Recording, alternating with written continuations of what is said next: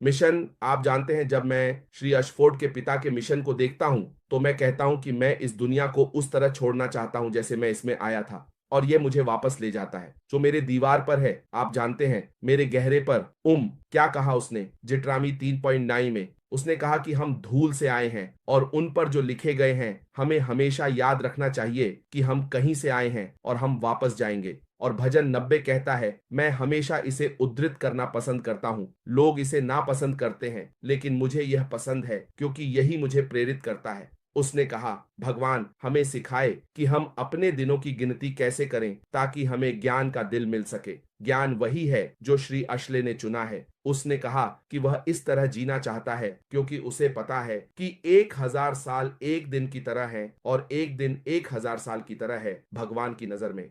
मैं उस 1000 साल के भीतर क्या कर सकता हूं जो मानवता को बदल देगा? यही श्री अशमो फराह देख रहे हैं। मैं इस दुनिया को बेहतर बनाने के लिए क्या कर सकता हूं? एक वेबिनार में मैंने कुछ कहा। मैंने कहा कि ऑन पैसिव पहले से ही वहां था, श्री अशमो फराह के निर्माण से पहले। उसने कहा, मैं किसी को बदलना चाहूंगा बजाय इसके कि मैं अपनी दुनिया को बदलूं। यह पहले से ही वहां था। यह सिर्फ किसी का उत्तर देने का मामला था। जैसे यिर्मयाह ने कहा, मैं जाऊंगा, मुझे भेजो। आप जानते हैं, जब उसने देखा, नहीं, यह यशायाह था जिसने मंदिर को देखा। उसने कहा, नहीं भगवान। उसने कहा, भगवान मुझे भेजो, जब उसने सब कुछ देखा। इसलिए मैं एक ऐसे स्थान पर पैदा हुआ जो सब कुछ को चुनौती दे रहा था, लेकिन फिर भी मेरी आंखों ने भगवान के उद्धार को देखा। उसने इस कॉल को चुनने का निर्णय लिया, जैसे श्री अशमो फराह ने इस कॉल का उत्तर दिया और कहा, मैं आपके लिए तैयार हूं, मुझे भेजो। क्योंकि भगवान ने पहले ही कहा था कि मैं अपनी दुनिया को कभी नहीं बदलूंगा, लेकिन मैं किसी को बदलूंगा। यहां तक कि बाइबल में यूहन्ना ने कहा कि भगवान पत्थरों को अपने कॉल का उत्तर देने के लिए बदल देगा। यह सच है। इस कॉल का उत्तर देने के लिए, आप जानते हैं, विनम्रता से, सब कुछ के साथ। आप जानते हैं, अगर हम देखें कि हर कोई क्या कह रहा है, ओह यह आदमी एक धोखेबाज है, वह आदमी उस कॉल का उत्तर देने के लिए अभी भी दृढ़ है जो भगवान ने उसके दिल में रखा है, जो एक मिशन है इस दुनिया को छोड़ने के लिए, एक विरासत और एक पद चिन्ह छोड़ने के लिए। और हम सभी के लिए सवाल है, क्या हम एक अच्छे पद चिन्ह को छोड़ने के लिए तैयार हैं? एक बुरा नहीं, क्योंकि चाहे आप इसे पसंद करें या नहीं, जिस दिन आप पैदा हुए आप एक पद चिन्ह छोड़ेंगे। लेकिन यह आप पर निर्भर करता है कि आप एक अच्छा या बुरा पद चिन्ह छोड़ें।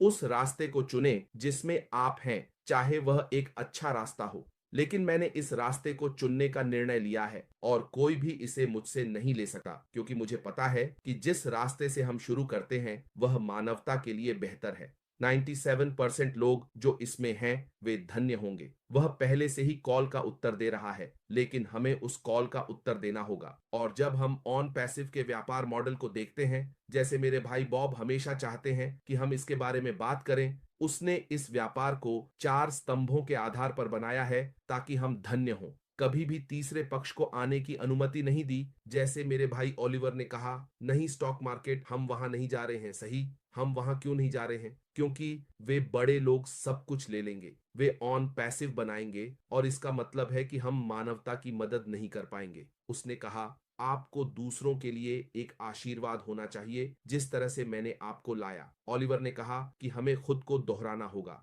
आप खुद को कैसे दोहराते हैं अगर आप धन्य नहीं हैं? इसलिए श्री ने सब कुछ 4 स्तंभों के आधार पर लाने के लिए कहा। आप जानते हैं, डेटा सेंटर, पारिस्थितिकी तंत्र, सिंगल साइन ऑन डोमेन, आप जानते हैं, भुगतान प्रोसेसर, ये सभी 4 स्तंभ हैं व्यापार मॉडल बनाने के लिए, ताकि कोई तीसरा पक्ष न आए, क्योंकि भुगतान प्रोसेसर तीसरा पक्ष है। वे तो अगर आप एक सहयोगी हैं तो अपने आप से पूछें, अगर वे इस सब के मालिक तीसरे पक्ष को इतना पैसा दे रहे हैं और हम बस उनके एक सहायक हैं, तो क्या होगा? इसका मतलब है कि कंपनी के पास हमें कमीशन देने के लिए कुछ भी नहीं बचेगा। हम रो रहे हैं। अब मैंने कहा कि मैं सब कुछ इन हाउस लाऊंगा, इन हाउस, ताकि सब कुछ अनपैसिव का हो। और यह हमें व्यवसाय में ले जाता है, मिशन में, या चलो इसे मिशन में डालते हैं, जहां मैंने कहा कि मैं आपको भुगतान करूंगा, आप कम भुगतान करेंगे, आप कम करेंगे और आप अधिक कमाएंगे। यह पहले के स्तंभों के व्यवसाय मॉडल पर आधारित है, जहां वह सब कुछ इन हाउस लाना चाहता है और हमें कहीं नहीं ले जाना चाहता, ताकि सब कुछ किया जा सके, ताकि कंपनी उच्च गुणवत्ता वाले उत्पादों के साथ बहुत कुछ कमा सके। यह ऐसा है जैसे आप मिट्टी में तेल के मालिक हैं और आपके पास सामग्री है। आप मूल्य निर्धारित कर सकते हैं। मैंने कहा, कोई भी हमारे मूल्य को निर्धारित नहीं करेगा। हम खुद अपने मूल्य बिंदु को निर्धारित करेंगे। हम उच्च गुणवत्ता वाले उत्पाद बनाएंगे और इसे बेहतर मूल्य बिंदु पर देंगे।